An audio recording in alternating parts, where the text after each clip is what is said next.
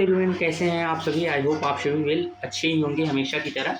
तो आज के इस सेशन में जैसा कि आपने देख लिया होगा, आज हम देखने वाले हैं इंडियन हिस्ट्री में इंडियन हिस्ट्री का जो पार्ट होता है एंशिएंट पीरियड। उस एंशिएंट पीरियड के हम टोटल सिलेबस के बारे में बात करने वाले हैं कि एंशिएंट पीरियड में हमें टोटल क्या पढ़ना होता है for all SSC exam like CGL CHSL all complete exam. तो इस सेशन में हम यही देखेंगे कि हमें एंशिएंट पीरियड में किन किन टॉपिक्स को पढ़ना होता है। तो आइए बिना देरी के हम स्टार्ट करते हैं अपने सेशन को। तो जैसा कि हम देखें यहाँ पे, तो सबसे पहले हमें पढ़ना होता है pre historic and proto historic and historic period, क्योंकि इससे हमें टाइम डिवीज़न के बारे में पता चलता है।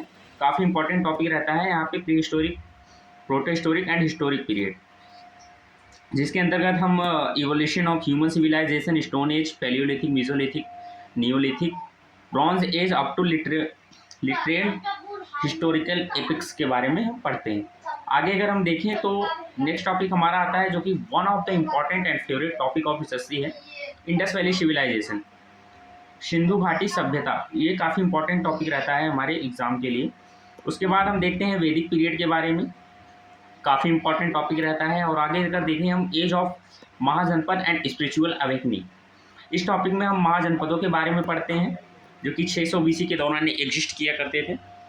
और फिर आगे हम देखते हैं जैनिज्म एंड बुद्धिज्म, जो कि one of the important topic है, जिससे हर साल मेजरली क्वेश्चन तो पूछे ही जाते हैं।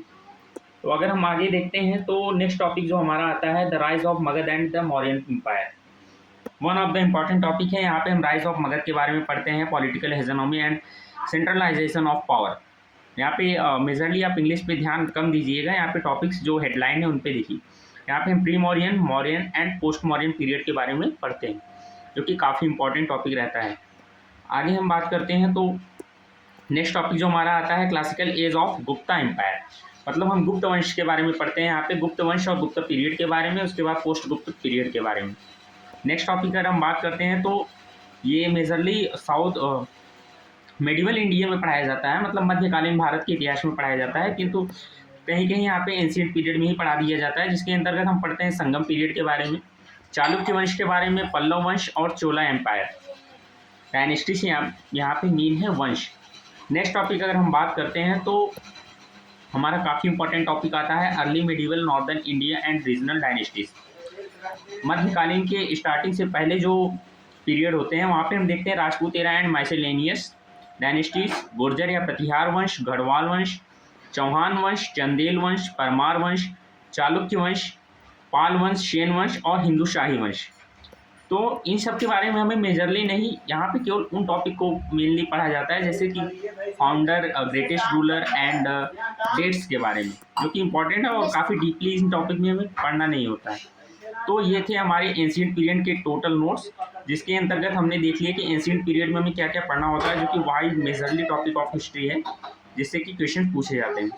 तो आई होप आप सभी को ये सिलेबस समझ में आया होगा। तो क्लास में बने रहने के लिए थैंक यू सो मच। मिलते हैं नेक्स्ट सेशन में।